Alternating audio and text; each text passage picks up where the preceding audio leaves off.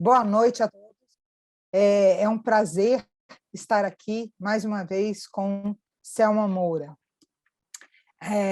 O Thomas Bilingual for Schools tem uma parceria com todas as nossas escolas de sempre promover desenvolvimento, engajamento profissional, e trazer Selma Moura para conversar com a gente é um grande privilégio, né? Selma, obrigada.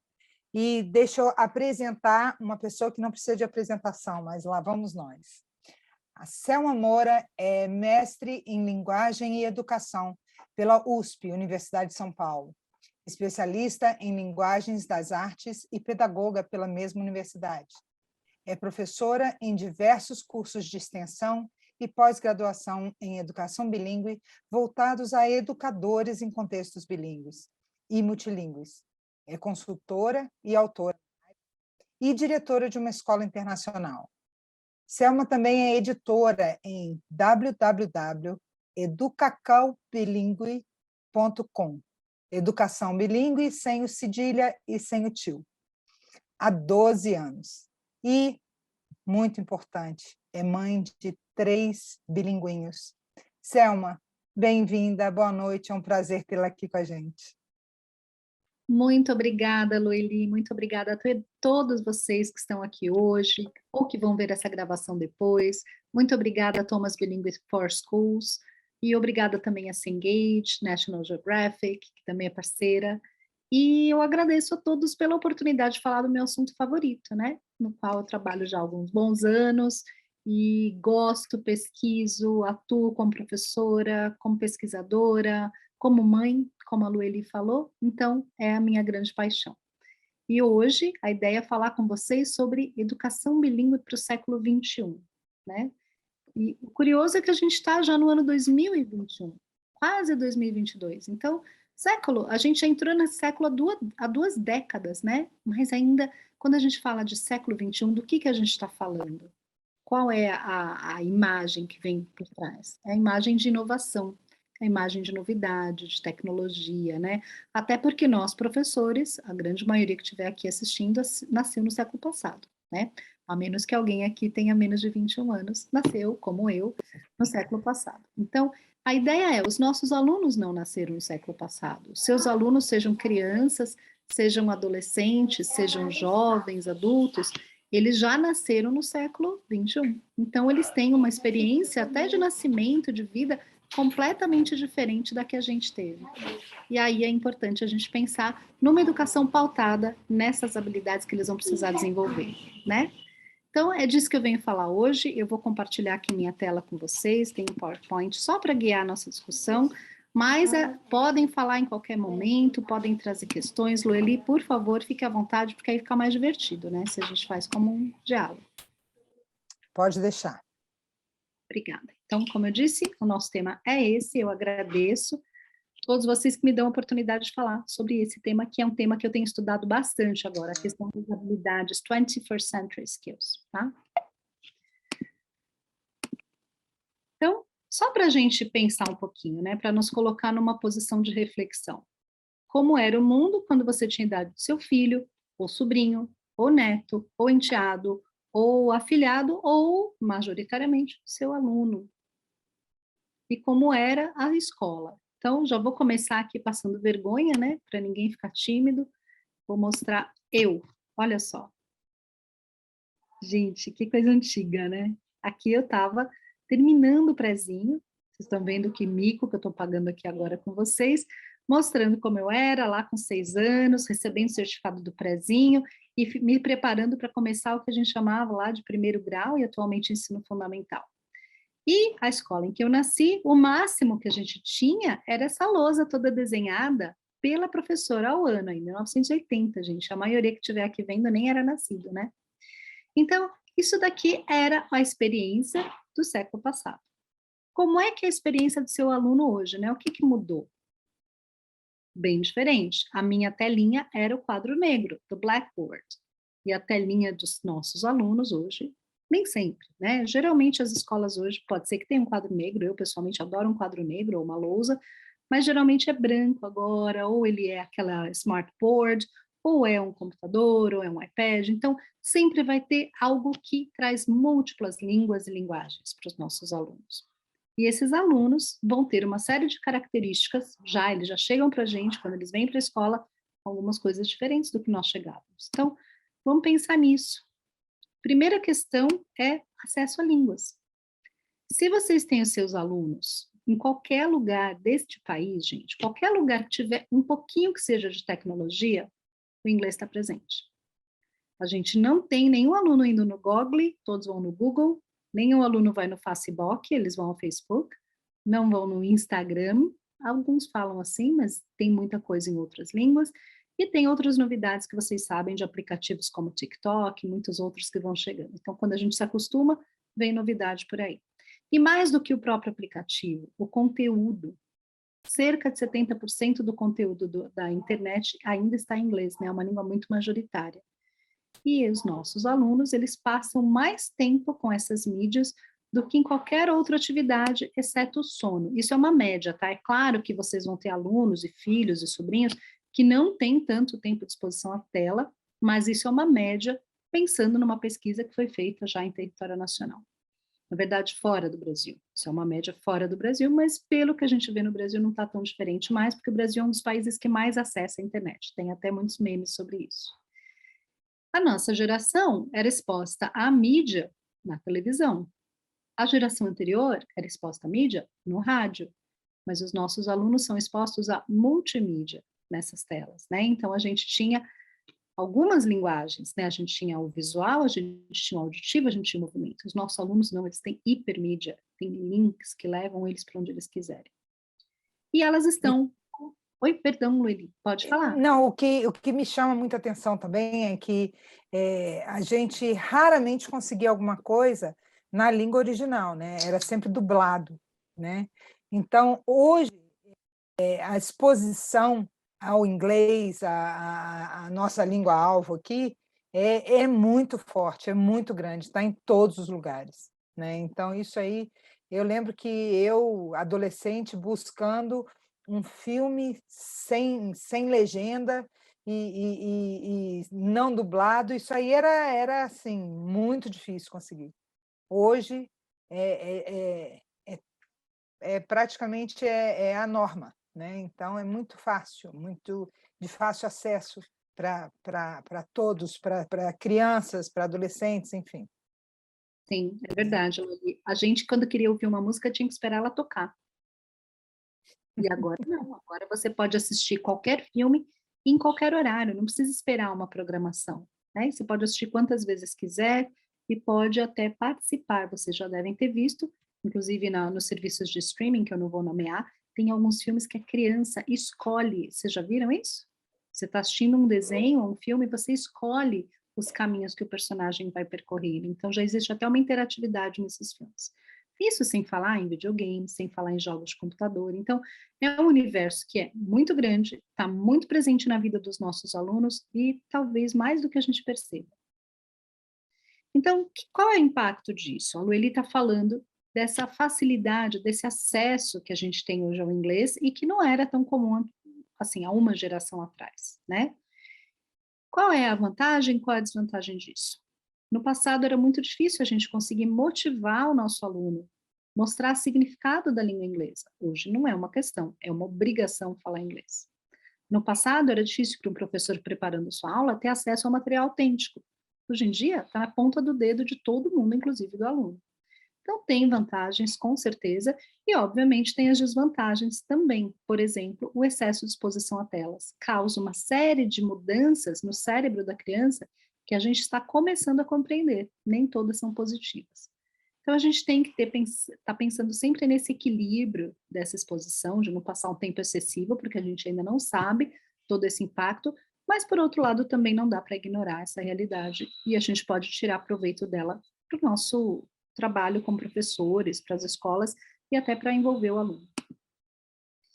E aí, olha só como eles já nascem hoje em dia, né, gente? Eles nascem completamente cercados de línguas. Então, Hoje, uma criança que vai nascer aqui no Brasil, seja lá onde for que ela nasça, se ela usar uma fralda descartável, ela vai usar uma fralda que geralmente vai ter o nome em inglês. Pensem vocês. E o shampoo que essa criança usar, pensa nos shampoos infantis que vocês conhecem, geralmente vai ter o nome em inglês. E quando ela ligar a televisão para assistir um desenho, geralmente o canal da TV a cabo vai ter o nome em inglês.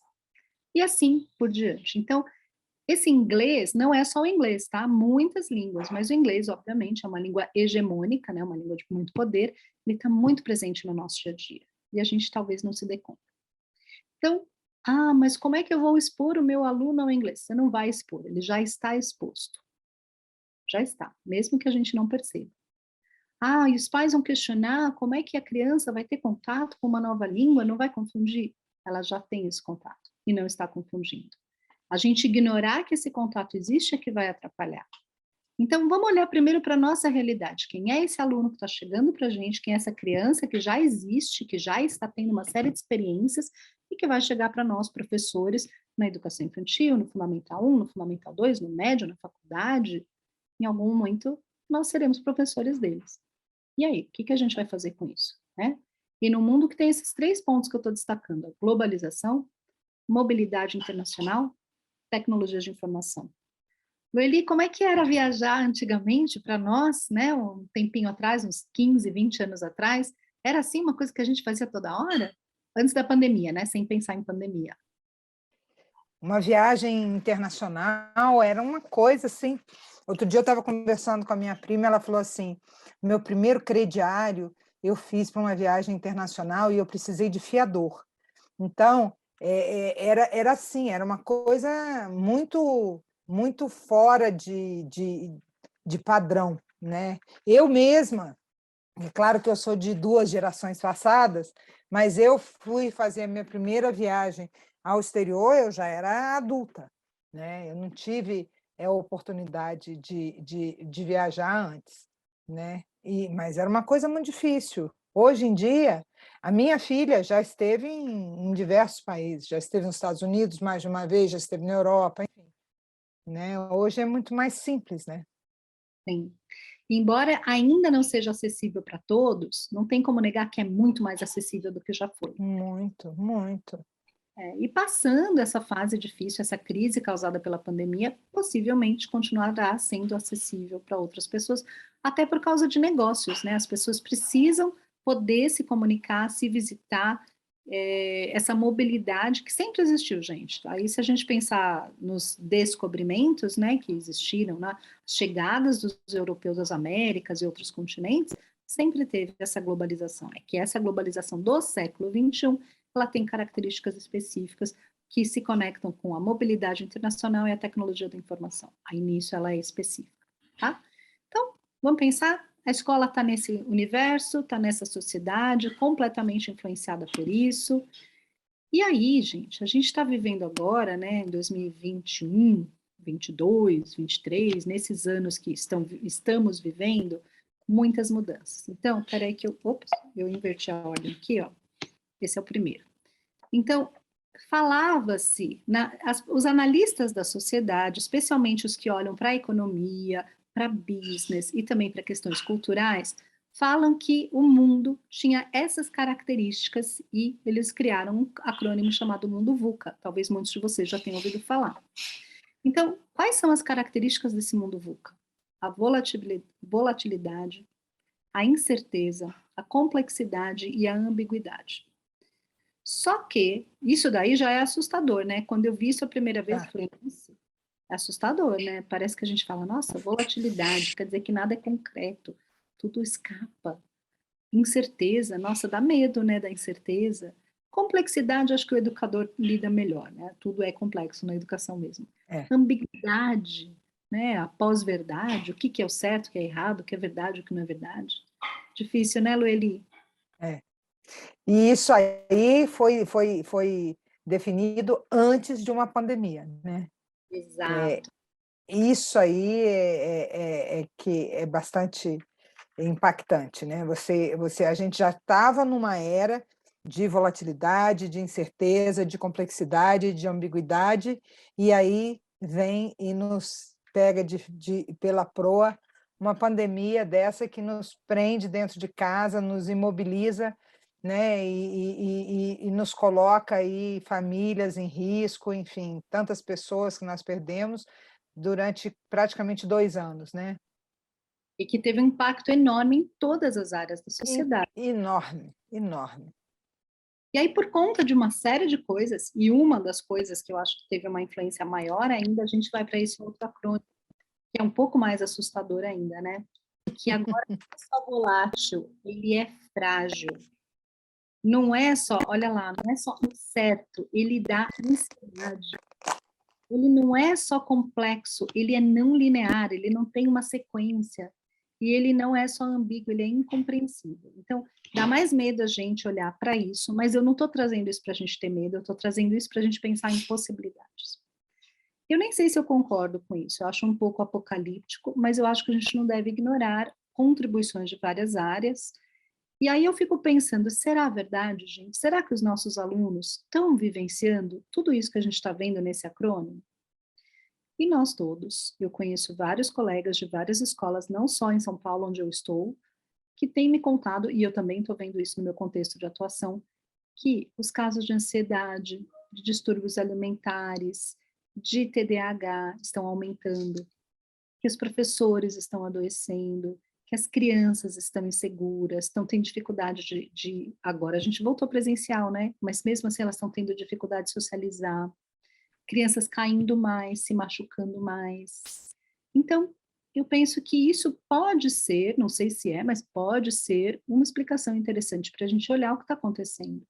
Será que estamos, como sociedade, mais frágeis? Será que os elos que nos unem estão fragilizados? Será que nós, educadores e os nossos alunos, estamos mais preocupados e ansiosos?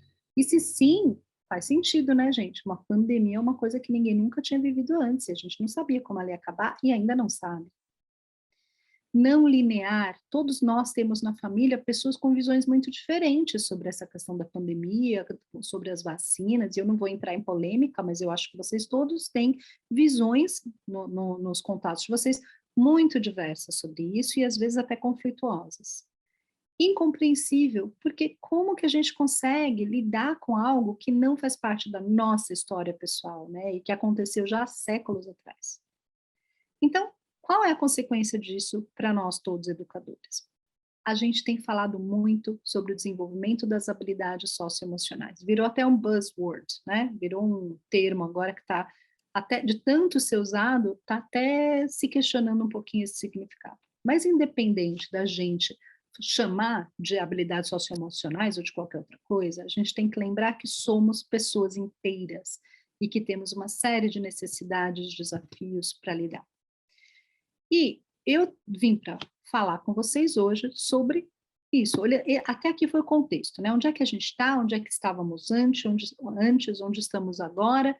E agora vamos pensar propositivamente. Tem coisas boas para a gente pensar, tem muitas possibilidades de atuação para nós professores. Então, pergunta para quem estiver aqui participando, ou para quem depois for ver, parar um segundinho e se questionar. O que os nossos alunos precisam agora e o que eles vão precisar no futuro? Ninguém sabe, né? Eu não sei, vocês não sabem, a gente não tem bola de cristal, mas a gente tem pistas. O que vocês podem pensar, trazer, quem está perguntando aqui?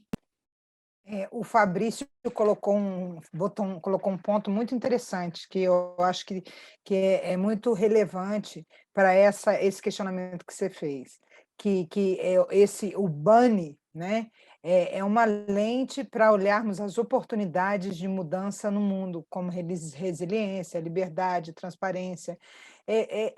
Eu acho que é importante a gente, você falou, é um pouco apocalíptico, mas é importante a gente ter aquela visão apocalíptica para a gente buscar as oportunidades de enfrentá-la, né?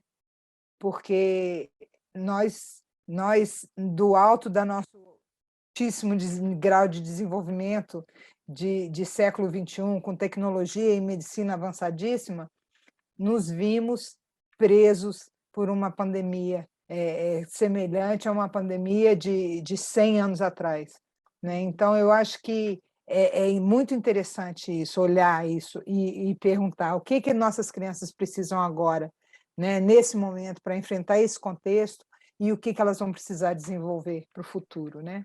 É uma oportunidade Eu aquele concordo, acrônimo.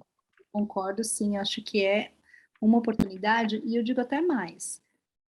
Se isso que a gente está falando aqui, essa primeira parte que a gente fez um diagnóstico, a gente comparar com o que a gente faz como professor quando recebe uma turma de alunos novos, que a gente também faz uma avaliação diagnóstica, para que a gente faz essa avaliação? Para a gente conhecer os alunos, conhecer o que eles têm como potencial e quais são as necessidades. E aí a gente planeja. Então, eu gostaria de convidar todo mundo a pensar desse jeito. Não pensar de uma visão negativa, mas pensar, obrigada, Fabrício, como possibilidade, como oportunidade, porque realmente acho que nós, educadores, sempre fizemos isso. Vamos trazer isso agora para um outro tipo de situação, né? Uma situação talvez um pouco maior. Então, o que os nossos alunos precisam? Agora, né, nesse momento, agora em novembro, estamos falando aqui em novembro de 2021, mas quando eu digo agora, é agora, assim, nos próximos anos. E o que eles vão precisar no futuro? E o que a gente pode chamar de futuro? Todos os anos que virão, quando eles se tornarem jovens, adultos e pessoas que vão funcionar num mundo que a gente não sabe como é, né? Eu acho lindo o nosso exercício de professor, que a gente constrói o futuro. Então, como que a gente vai fazer isso? E aí, eu vou trazer, como eu disse lá no começo, o meu tema favorito como possibilidade. A educação bilíngue, bilinguismo como possibilidade, né? Então, tem várias contribuições que podem nos interessar aqui. Primeiro, quando a gente fala de aluno do século XXI, hoje nós sabemos que algumas habilidades que nós tínhamos na escola, eu vou usar a mim como exemplo, só para não chatear nenhum de vocês. De repente, com vocês isso não acontece, mas comigo acontece, tá, gente? Na minha escola, e pode ser que na de vocês não era assim, aquela lá que vocês viram na foto lá do comecinho, né, a Selma, ó, aqui é a Selma, de 6 anos de idade, ó. Lá na minha escola, eu tinha que aprender a ler e escrever juntando uma letrinha de cada vez. Eu tinha que ficar quieta, sentada, olhando para frente, e só responder depois que eu levantasse a mão e a professora permitisse que eu falasse. E se eu olhasse para o meu amigo do lado, eu levava a bronca. Eu tinha que memorizar os conteúdos e eu tinha que dizer na prova o que eu tinha memorizado. Então, quais eram as habilidades que eu tive que desenvolver? Eu estou dizendo eu, mas pode ser que tenha sido igual com vocês. Então, se a gente pensar nesse modelo, esta criança e outras crianças como essa, que a gente precisava saber para funcionar bem na escola? Ficar quieto, obedecer, seguir ordens, ler os exercícios, entender e completar o que era pedido, fazer prova, comply, né? A gente aprendia muito mais compliance do que creativity. Eu, por exemplo, tive poucas oportunidades na minha escolarização de desenvolver a criatividade. E eu ouço muitos pais e muitos professores falarem que não sabem desenhar, mas eu garanto que sabiam quando eram crianças, né? É só um exemplo. Então, se a gente trouxer isso para a nossa realidade, né, pulando agora aqui, aquelas habilidades daquela criança não servem mais. A gente não quer um aluno que saiba apenas memorizar, apenas seguir ordem, apenas fazer o que ele é solicitado. A gente quer um aluno criativo. E mesmo que a gente quisesse esse aluno compliance, para que ele serve para um mundo tão volátil, tão instável, tão brittle, né, tão frágil, um mundo que não é linear? Não serve, né? Então, aquelas habilidades que a gente desenvolvia antigamente não cabem mais. Quais cabem? Eu acredito que muitos aqui já saibam, então eu venho trazer isso mais como um lembrete, mas se vocês quiserem, a gente pode falar mais e aprofundar. Tem 3 tipos de habilidade que eu vou apresentar aqui, mas eu vou focar em 2, que são as que eu considero mais relacionadas à educação. Então, primeiro, que a gente chama de 4 Cs, são os 21st Century Learning Skills, as habilidades de aprendizagem que um aluno, nesse mundo que a gente está falando, vai precisar ter. Critical thinking, por que a gente tem que aprender a pensar criticamente? Bom, sempre foi preciso pensar criticamente, mas num mundo em que a gente não tem certeza do que é fato e do que não é, a gente tem que questionar tudo. Então a gente tem que aprender a duvidar, a gente tem que aprender a questionar, interrogar o conhecimento. É assim? Mas por que assim? Quem disse que é assim? Poderia ser diferente? Comunicação. a gente precisa trabalhar em relação aos outros, né? E quando a gente fala de comunicação, eu não estou falando só de conversa, não, só de falar oralmente, mas todas as habilidades comunicativas que vêm por trás, algumas verbais e outras não. Colaboração. Acho que nunca colaboramos tanto nós professores, né? Como é importante a gente apoiar uns aos outros, como é importante a gente envolver o nosso aluno, porque ninguém faz nada sozinho, isso não existe, nunca existiu, mas agora a gente reconhece muito mais esse valor da colaboração. E a criatividade. Então, no lugar de uma memorização e reprodução, que a memória sempre vai ser importante, tá? Não estou diminuindo o papel da memória, é a memória e mais outras coisas. Então, também a criatividade, também esse espaço de resolver novos problemas. Por quê? O que é ser criativa? É você achar uma nova solução para um antigo problema. Não é nada mais que isso. E a gente está tendo muitos novos problemas, né? Então, é uma habilidade que a gente precisa e os nossos alunos também. Quando a gente pensa em habilidades para a vida, eu não vou me aprofundar nessas, porque essas, é claro que a escola desenvolve tudo isso, mas eu vejo que são desenvolvidas também de muitas outras maneiras. Então, flexibilidade, acho que fica claro e autoexplicativo, iniciativa, habilidades sociais, produtividade e liderança, todos precisamos envolver isso na nossa vida e, se possível, na escola. Mas eu quero focar um pouquinho mais, como eu fiz nas learning skills, nas literacy skills. Então, o que a gente vai chamar aqui hoje de literacy skills? Information literacy, media literacy, technology literacy. Então, 3 tipos-chave de literacy que a gente precisa aprender, né? A gente, quando eu digo a gente, é todo mundo que está vivendo nessa sociedade atual. Nós, os pais, os alunos, a escola como instituição, não tem fuga.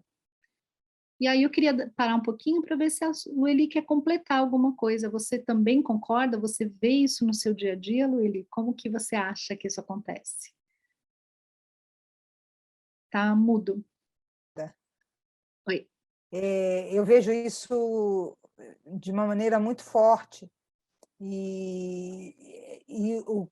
Uma das minhas preocupações, e aí eu acho que você deve ter uma experiência muito viva disso, que a gente tem, porque a gente tem os nossos consultores dentro das escolas, né, das escolas parceiras. Agora, você está dentro de uma escola bilíngue, e essa escola, como lidar com a diferença entre as gerações, né? Eu acho que os pais dos nossos alunos, às vezes, eles não conseguem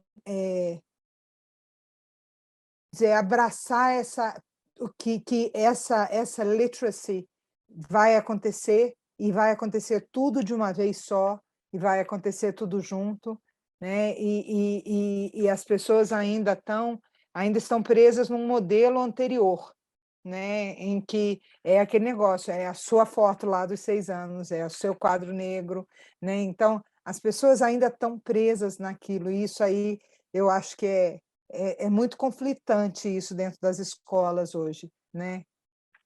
É verdade, Lueli. Eu acho que todos nós estamos vivendo esse desafio. Não é diferente comigo, também vivo isso no meu dia a dia, na escola, porque muitas vezes os pais têm como pressuposto de educação a experiência que eles tiveram.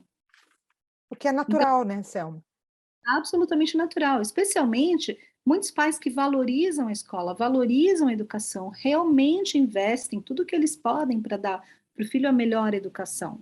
Mas essa melhor educação tem que ser definida, isso tem que ser claro desde o início, explicitado. O que a gente entende por uma boa educação, nem sempre é a mesma coisa.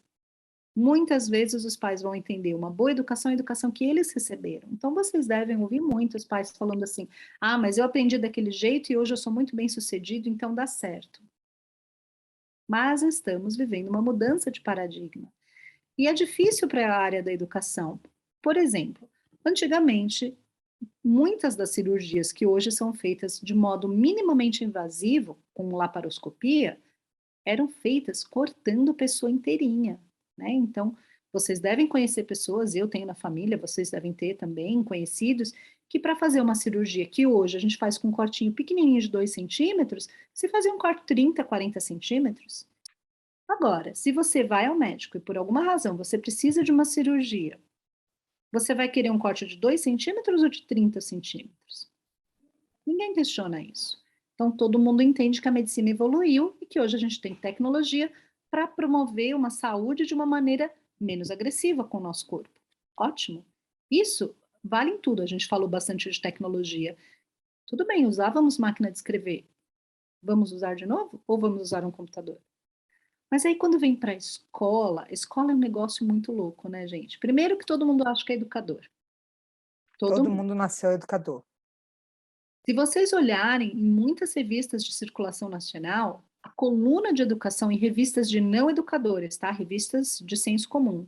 Quem escreve a coluna de educação não é educador, é economista, é sociólogo, é outra coisa, não é educador. Então, É. qualquer um pode falar de educação, né? Às vezes eu vejo assim esses congressos, eu saio correndo assim, vai ter um congresso super grande de educação, vai convidar uma celebridade. Nada contra a celebridade, às vezes eu gosto daquela celebridade, mas aí vai fazer a fala de abertura de um congresso de educação com uma celebridade. Faz sentido? Agora, eu acho que nós, educadores, deveríamos ter falas no congresso de moda, no congresso de business, né? Não seria interessante? Não Isso é? não vejo isso acontecendo.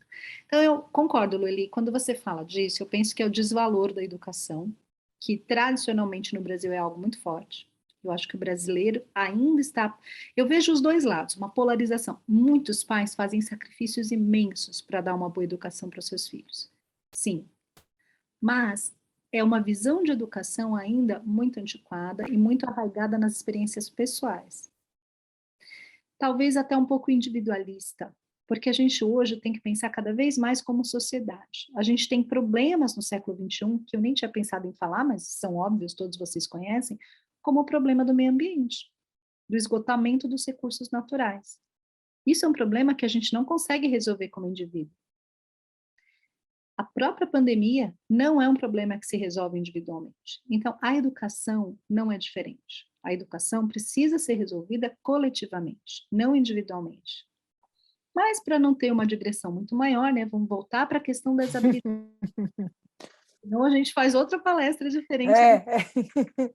Seria legal, mas é que o tempo é sempre curto. Então, sim, eu concordo, Lueli, quando você fala dos pais. Como é que eu gosto de fazer isso? Por isso que eu comecei contando essa história, né? Como é que foi na nossa infância, como é que era aquele mundo, como é que ele foi mudando e como é que é o mundo do aluno. Para os pais eu faço o mesmo exercício e eu sugiro que vocês também façam. Porque todos os pais hoje, eles falam frases que vocês já devem ter ouvido várias vezes, assim, nossa, mas as crianças de hoje são incríveis, as crianças de antigamente eram não sei que jeito, mas o meu filho é muito mais adiantado. E talvez seja verdade. Então vamos usar essa premissa para falar, nossa, é mesmo, seu filho nasceu no mundo que dá muito mais oportunidades. Como a gente já falou, né? A Luíli está contando como era difícil ter acesso a materiais e a pessoas falantes de outra língua quando você estava aprendendo. Hoje não é mais difícil. Então, acho que fazer esses pais fazerem esse percurso, né, como era historicamente, como está se transformando, pode ajudar. Até porque eles vivem isso.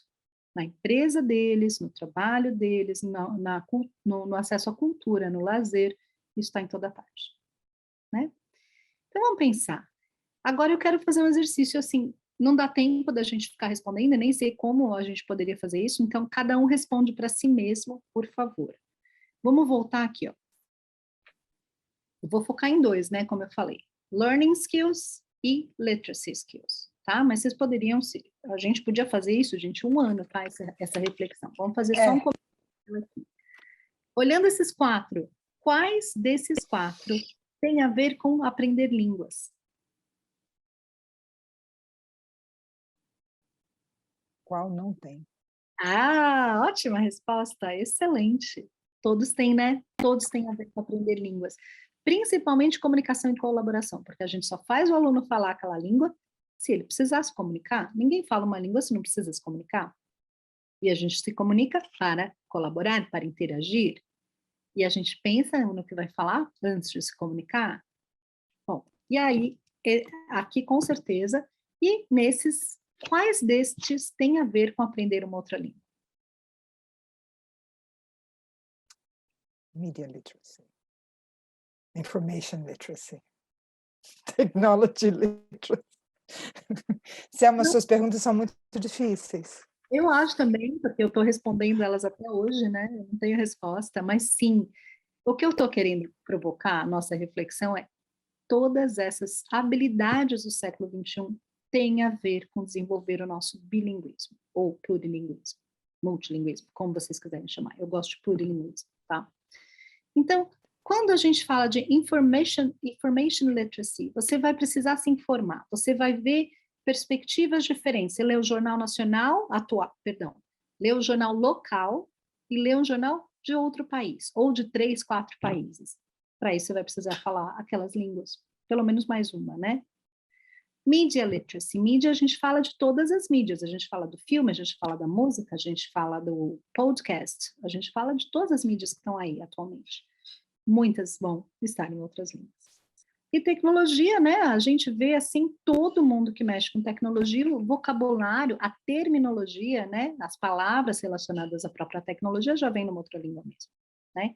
E muito do que é construído vem de fora. Então, quando vocês vão comprar um celular, pensa aí na marca do seu celular, um computador, quando vocês vão comprar um aplicativo, ou quando vocês vão aprender a usar uma coisa nova, é digital literacy ou technology literacy, e geralmente vai trazer outras línguas juntas. Então, acho que fica evidente que bilinguismo tem tudo a ver com as habilidades do século XXI.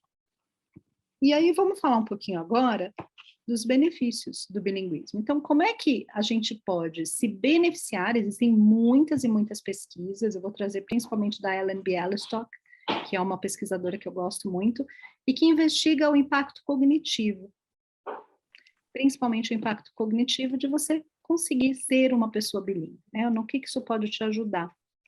E aí eu vou fazer essa ponte de tudo que a gente falou até agora, né? Então, o mundo que a gente vive, quais habilidades a gente precisa para navegar nesse mundo e o que isso pode ter a ver com educação bilíngue, com o bilinguismo. Então, vamos falar um pouquinho, é pouca coisa, tá, gente? Não vou massacrar de teoria, mas isso para mim é o mínimo necessário, o essencial e que eu acho que vocês veem no dia a dia de vocês, até como falantes, tá? Vamos pensar em benefícios cognitivos, benefícios para o processamento mental das próprias línguas e que tem impacto em todas as áreas. Então, primeiro exemplo, consciência metalinguística. O que é consciência metalinguística? Vocês devem ter crianças que você fala com essa criança numa outra língua e ela te responde de várias maneiras. Por exemplo, a gente fala, wash your hands, lave suas mãos, e elas respondem, já washei.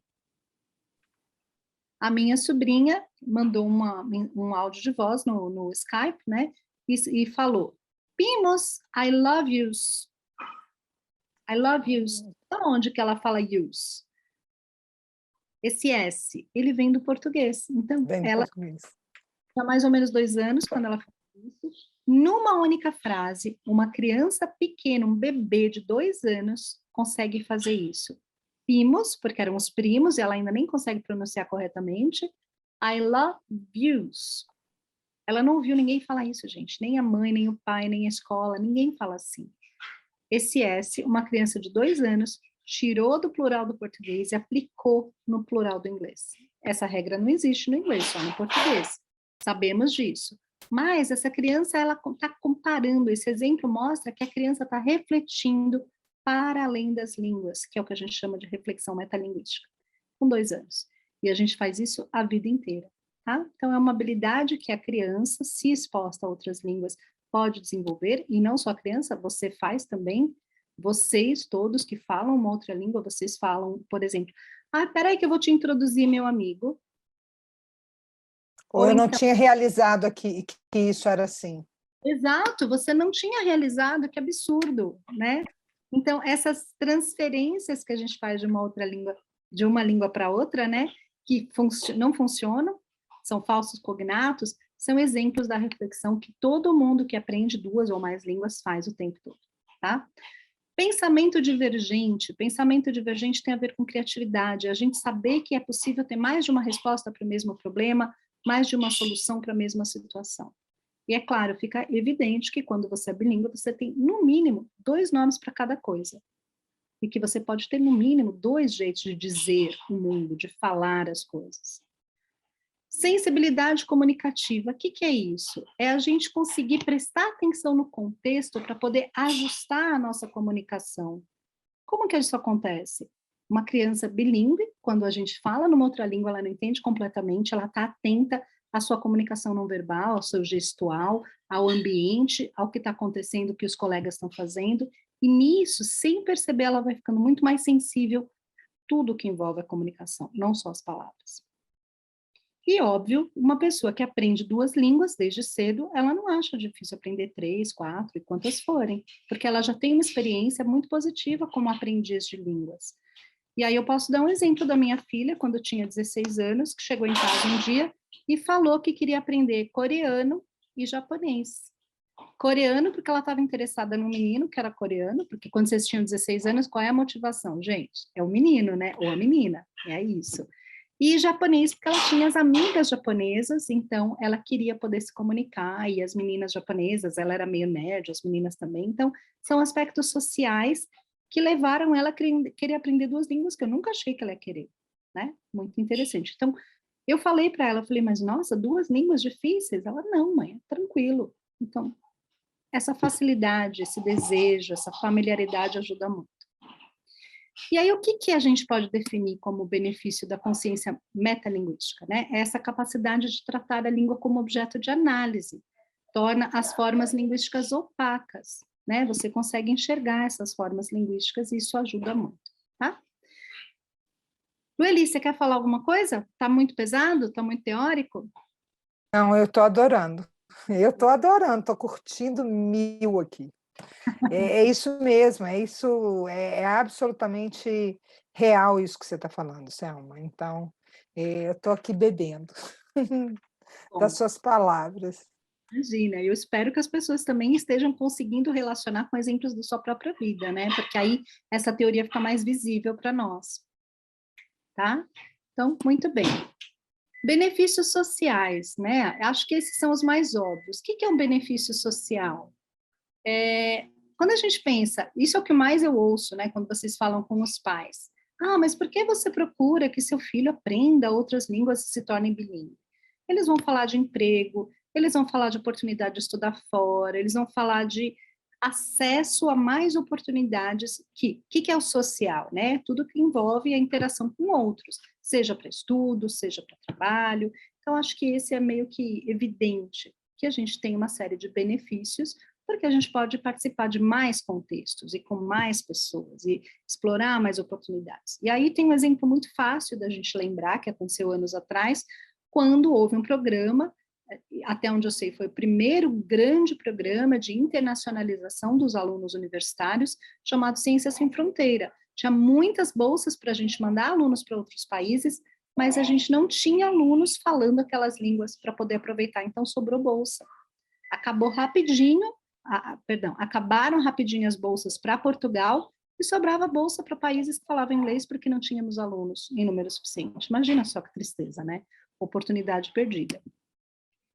E aqui é o que eu mais gosto, né? Esse é lindo, e aí eu vou explicá-lo com um poema, porque eu gosto muito de poesia, e esse poema, assim, não é um poema, é um texto poético de um dos grandes teóricos da área de educação bilíngue, que é da University of Toronto, no Canadá, Jim Cummings. Ele diz: a linguagem e o espírito humano são inseparavelmente ligados. Nós interpretamos o mundo por meio da linguagem. Nós nos expressamos por meio da linguagem. A linguagem é poderosa. Ela pode nos aproximar ou nos separar. Pode ser usada para incluir, para superar barreiras entre culturas, religiões e visões de mundo, ao mesmo tempo em que pode ser usada para excluir ou inflamar xenofobia e racismo. Esse texto chama Language and the Human Spirit, do Jim Cummings, e eu gosto muito de pensar que quando a gente conhece uma outra língua, junto com aquela língua, vem muitas histórias de muitas pessoas de muitos lugares. O inglês hoje ele é língua oficial em 75 países, mas muitas vezes a gente conhece alguém que pensa em dois só, né? Alguém assim um pouquinho mais sabido vai pensar em 3 ou 4, mas 75 países. Nigéria, África do Sul, Israel, Hong Kong, entre muitos outros, né? Então a gente tem uma lista enorme de países que tem inglês como língua cooficial, né? Então, muito interessante a gente pensar que quando a gente quer trazer o inglês, que inglês é esse? A gente falava de World English, o inglês global, e agora a gente fala de World Englishes, no plural, e eu acho lindo de falar Englishes, porque eu vou dar um outro exemplo, pessoal. Eu tenho um amigo americano que eu adoro, eu aprendo muito com ele, eu espero que ele também aprenda comigo, mas só de brincadeira, né? Porque com um amigo pode fazer essas coisas. Eu falei um dia para ele, falei assim, English is my language. Aí ele olha para mim e fala, no, you're Brazilian, English is my language. Aí eu digo, it's mine too, I speak English. No, but you're Brazilian. And I said, but I can have more than one language. Então, a ideia é, se você fala uma língua, você a domina, ela não te domina. Você domina uma língua que te dá acesso a muito mais coisa. E com isso vem a questão cultural, de você conhecer outros modos de enxergar o mundo, de falar o mundo. Mas não vamos ser ingênuos aqui. O inglês é uma língua que pode tirar, pode excluir, pode tirar oportunidades de outras pessoas. Então, a ideia é a gente valorizar a língua, dominando essa língua sem que ela nos domine. Vou dar um exemplo que eu vi no meme, né? Agora a gente fala muito de meme, é um outro gênero que é muito popular atualmente. E a ideia era assim, a pessoa fala que estava nos Estados Unidos, falando espanhol, e veio uma habitante local e falou assim, you're in the US, speak English. Não, a pessoa, perdão, foi assim, you're in San Diego, speak English. Aí a pessoa fala, how do you say San Diego in English? Legal, né? Então, é importante a gente questionar, não é só absorver aquilo apaticamente, né? Então, quando a gente pensar em línguas, qualquer situação em que a gente tem uma aprendizagem de língua, junto com essa língua tem uma série de culturas. E quais são as culturas? E como elas vêm? Elas vêm por todos os meios que a gente tem de estar no mundo, com música, com filme, com alimentação, com vestuário, com modo de se comportar, o que vale como regra social numa língua é diferente. No Brasil a gente dá beijinho, mas não vai sair dando beijinho aí quando vocês forem viajar, né? Vocês vão ter um problema. Então, é importante a gente trazer essa questão da cultura ou das muitas culturas para o nosso aluno e eles vão ter vantagem, gente, porque imagina que bom é você saber viver e navegar e respeitar, valorizar essa diversidade que o mundo tem, ao invés de guerrear com essa diversidade e achar que existe superioridade e inferioridade. Bom, já estou amarrando aqui porque eu quero muito o diálogo agora com todo mundo. Então, antigamente a gente falava de 4 habilidades linguísticas, né? A gente falava de listening, speaking, reading and writing, que era o que a gente queria desenvolver para ter proficiência numa outra língua. Muitas pesquisas trazem mais 2 habilidades linguísticas, porque tem a ver com esse mundo tecnológico, mediatizado que a gente tem atualmente. Signing Interpreting, ou Signaling Interpreting. Então, você tem o visual e você tem a interpretação do visual. Tudo que está aí, eu falei do meme, né? O que é um meme? Ou meme, se vocês falarem em inglês. O que é um meme? É uma síntese muito bem feita, muito bem pensada, de ideias complexas que a gente pode ou não concordar e que pode gerar discussões. Nem sempre é visual, perdão, nem sempre é verbal, às vezes é não verbal, às vezes é visual. Então, são habilidades que hoje a gente também chama de habilidades linguísticas e que a gente tem que desenvolver. E o exemplo, um outro, né, mais um exemplo, olha o jeito que eu falo. Nós, professores, todos vocês aqui, eu garanto, se vocês se filmarem, vocês vão perceber que vocês falam com o rosto, vocês falam com expressão corporal, vocês falam com entonação, e vocês leem os seus alunos. Você está lá dando sua aula, você está atento à expressão facial de cada aluno, ele fala com você também, você lê isso. Então, são habilidades que a gente tem. Você vê isso na sua prática, Lueli? O tempo todo, o tempo todo. A gente... o tempo todo. E a gente fala, eu mesma, eu falo com as mãos, eu falo com o meu corpo, e a gente não pode se prender a uma língua que é acadêmica e está no livro, e é o listening, speaking, reading and writing, e esquecer que a língua, isso é uma coisa que eu sempre falo com os pais, eu falo, usar língua é o que nos faz humanos. né? É o que nos diferencia de todo, em qualquer outro animal. Então, e língua é tudo, né? É o rosto, são as expressões faciais, é a minha mão que não para de mexer o tempo todo, enfim. Isso aí é muito importante. Muito bom. Então, tem uma sacadinha para a gente aproveitar isso. Se a gente concorda com isso, como é que a gente coloca isso na nossa sala de aula? Porque se você está ensinando em uma outra língua, não apenas aquela língua, mas por meio daquela língua, às vezes é difícil o aluno te entender. Então, vamos usar toda essa riqueza da comunicação para a gente poder comunicar mesmo, né? Então, quando a gente usa qualquer, olha, eu estou aqui olhando a Lueli, ela tem um monte de quadros, eu fico super curiosa para saber o que está lá no quadro, e ela deve estar vendo minha bagunça aqui atrás, né? Porque em novembro a gente já está tudo bagunçado nossos livros. E aí, a gente está lendo o ambiente, a gente está lendo o contexto, está lendo tudo. Como é que a gente traz isso para o nosso ambiente na escola? Como é que a gente usa isso em nosso favor, em favor da aprendizagem? Não é só o que a gente fala, é o todo, né? Muito bem. Então, quais seriam os bons objetivos para a gente pensar para os nossos alunos, né? Eu acho que assim, agora só para summarize, só para amarrar, né, o que a gente está pensando.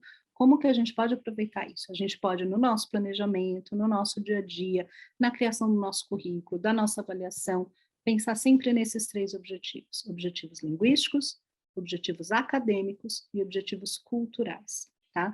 É muito fácil esquecer o terceiro item. É muito mais fácil para o professor pensar nos objetivos ou linguísticos ou acadêmicos, dependendo da experiência do professor. Mas não vamos esquecer culturais. E quando eu falo de cultural, gente, eu não estou falando de objetivo cultural de falar de Halloween, falar de Easter, falar de St. Patrick's Day. Isso aí é a pontinha do iceberg. Eu estou falando uma cultura que é muito maior. Porque nem todos os brasileiros se identificam com futebol e carnaval. O Brasil é muito mais do que o estereótipo. Então, vamos também explorar essa questão da cultura muito mais além dos estereótipos, tá? E aqui, já fechando, né? Então, como é que a gente vai conseguir fazer tudo isso? Qual é a chave que abre essa porta? Somos nós, professores. Então, de nós, professores, e desses itens que a gente precisa desenvolver em nós mesmos e nos nossos colegas e na nossa instituição, é que vai depender se a gente vai conseguir fazer todos esses benefícios que a gente falou. Então, como que a gente faz isso? Com a nossa formação, por isso o mais importante é a formação dos professores, continuada, não só inicial, mas está sempre learning, developing, sempre em desenvolvimento, a nossa competência, o nosso compromisso, a integridade, porque a gente precisa ter os nossos valores muito claros.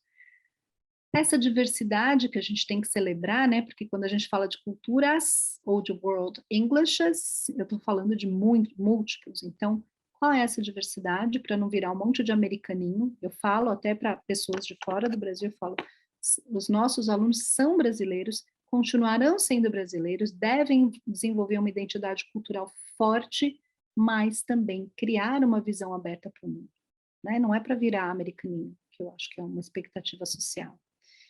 E os valores que a gente tem. Então, a educação como valor, o aluno como centro da aprendizagem como valor, a língua ou as línguas como valor. Quais são os nossos valores? No que a gente acredita, para que a gente não se esqueça. Porque quando vai acabando o ano e a gente está tão cansado, igual a gente está ficando agora, a gente tem que lembrar porque a gente escolheu fazer o que faz, né? Então, o que nos norteia, o que nos move? Muito bem. Oi, perdão. Aí, o que vem o futuro, né? O que vem por aí? Cadê nossa bolinha de cristal? Então, olha só. O consulado britânico diz que o inglês é a língua, esse dado eu já falei, né? Ele é status oficial ou especial em pelo menos 75 países, com uma população total de 2 bilhões de falantes, gente, é muita gente falando inglês. Então, quando eu falo que não é diferencial, não é mais diferencial. Na minha geração foi diferencial, agora é base, tá? Ele é falado, oi, perdão, eu errei algumas coisinhas aqui. Ele é falado como primeira língua por cerca de 375 milhões de falantes no mundo. Então, ele é mais falado como segunda língua do que como primeira língua. E acredita-se que 750 milhões de pessoas falam inglês como língua estrangeira. Então, a gente tem os falantes como primeira língua, os falantes como segunda língua, os falantes como língua estrangeira. Ou seja, é muita gente. e 1 em cada 4 pessoas da população mundial fala algum nível de inglês, e a demanda sobre os outros 3/4 está crescendo. Que alunos a gente quer para a nossa escola? E aí eu gosto muito dessa imagem do homem vitruviano, do Da Vinci, né? O Da Vinci foi um cidadão à frente do seu tempo, era um cidadão, olha que bonita essa expressão, well-rounded, né? Uma pessoa que tinha múltiplas habilidades, e a gente quer esse homem vitruviano, esse aluno preparado de forma holística para poder lidar nesse mundo complexo, né? Nesse mundo VUCA, BUNNY, como vocês quiserem chamar, tá? Então, preparadas para o desafio do mundo de hoje, do futuro, que gostem de aprender, que saibam pensar por si mesmas e viver com os outros, cooperar, trabalhar com grupo e liderar, né? Eu gosto desses objetivos até para mim, eu gosto de me questionar, nossa, será que eu sou essa pessoa que eu quero que meu aluno vire? Será que eu sou well-rounded? Eu acho que eu podia ser mais, eu acho que nós, educadores, não vivemos isso que a gente deseja para os nossos alunos. Mas é bom a gente pensar, porque nos move sempre a avançar.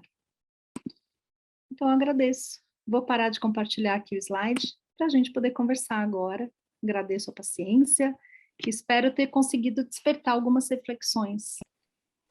Muitas, Selma, muitas reflexões. É muito gostoso de ouvir você. Você traz não só um conteúdo maravilhoso, mas de uma forma muito fácil, muito acessível. Isso é muito importante, né? Eu acho que todos que estão aqui assistindo sentiram isso, essa leveza, poder conversar com você de uma maneira tão tranquila. E você estava falando de assuntos sérios, de teorias pesadas, mas com uma leveza e com uma graça absolutamente Selma Moura. Então, a gente fica muito feliz de ouvir você. E eu queria ver se nossos participantes, lá, assuntos sérios e importantes ao nosso alcance, né? Eu queria ver se tem alguém que tem alguma pergunta que vocês queiram passar para a Selma. Podem botar no chat que eu passo para ela. As pessoas estão agradecendo, Selma. Assuntos sérios e importantes, obrigada. Interessantíssimo. As pessoas gostaram muito. Tudo que você falou é muito relevante para a nossa prática, né? É uma delícia ouvir sobre educação bilíngue aterrado. Gostei do aterrado, sem saltos altos e baixos que confundem tanto. A pergunta da Maria Cecília é: você vê os alunos mudando para essa direção, Selma? Você vê que... porque isso aí é uma coisa que a gente... É uma missão assim, da Casa Thomas Jefferson, do Thomas Bilingual for Schools, e eu acredito que todo mundo que trabalha num contexto bilíngue, né, de criar uma nova geração de brasileiros que tenha acesso, né? Quando você fala que eles não são americaninhos, né? Eles são brasileiros, mas que têm acesso a uma diversidade cultural justamente por conta da educação, né? Como é que você vê isso? Eu vejo muitos exemplos, então eu posso dar vários exemplos. Vou dar um primeiro exemplo da minha filha mais velha. Ela queria fazer tudo, né? Queria, como todo bom adolescente, naquela fase de escolha de carreira, queria ser médica, mas eu não via nada nela. Eu pensava, a hora que vê uma gota de sangue vai desmaiar. Queria, nossa, tanta coisa, biologia, queria letras, queria tudo. Decidiu fazer pedagogia, porque ela entendeu que pedagogia tem um pouco de tudo. Mas ela quer ser professora internacional, palavras dela, ser nômade e viajar o mundo dando aula. Ai, adorei. Legal, né? Não é? Chiquérrima. Ainda bem que não é minha filha. Então, é claro que a gente se preocupa, mas também se orgulha. Então, o que que acontece? Claro. Eu acho muito bacana essa possibilidade dos jovens pensarem de ganhar o mundo. É a mesma que queria falar coreano para namorar o menino, mas não deu certo esse namoro, e a mesma que começou a aprender a falar japonês porque ela tem muitas amigas que estudaram com ela que são japonesas, voltaram para o Japão e ela quer ir lá para o Japão. Eu não pensava que eu, por exemplo, na minha idade de adolescente, eu não pensava em falar japonês, parecia uma coisa distante. Mas quando você falou acesso, eu acho que dar acesso a essas possibilidades que as línguas todas trazem é muito bacana. Eu vejo também alunos pensando em fazer obras sociais, trabalhos sociais fora do Brasil. Muitos alunos. Então, eu tive uma aluna que agora está com 19 anos, ela foi aluna da escola onde eu era coordenadora dos 3 anos de idade até os 12, e aí ela saiu do Brasil, família nigeriana brasileira, né? O pai nigeriano, a mãe brasileira. Ela saiu do Brasil, foi para a Nigéria, passou um tempo lá e fez um monte de trabalho voluntário. E quando ela voltou, eu pedi para ela ter uma conversa comigo, praticamente uma entrevista. E a história que ela contou é linda. Ela quer ser médica, voltou ao Brasil, está se preparando e quer fazer medicina nos Estados Unidos e voltar para a Nigéria, porque as coisas que ela contou que ela viu, a gente não vê no Brasil. Por exemplo, ela contou que não existem escolas públicas na Nigéria, que as crianças da aldeia onde ela ficava, ficavam o dia todo sem ter o que fazer. Eu não sabia disso. Ninguém ensinou isso para mim. E ela falou que ela quer pegar essas. Bom, do período que ela ficou na adolescência, isso é muito comum, tá, gente? Se vocês pegam seus alunos adolescentes e mostram o mundo, existem muitas agências internacionais, como Rotary, entre outras, que têm possibilidades desses alunos irem estudar ou de graça, num custo muito acessível. E eles nem sabiam que isso existia. Então, quando vocês dão essa possibilidade para os seus alunos, a língua faz sentido, estudar faz sentido, ter uma carreira que muda o mundo faz sentido. Eu acho que essa geração atual, ela é uma geração muito melhor do que a que eu tive. Eu acho que ela é mais desafiadora, mas é muito mais desenvolvida.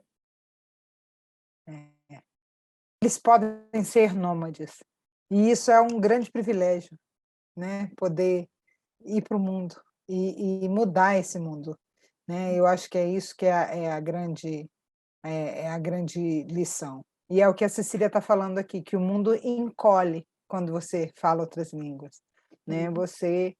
A comunicação é mais fácil.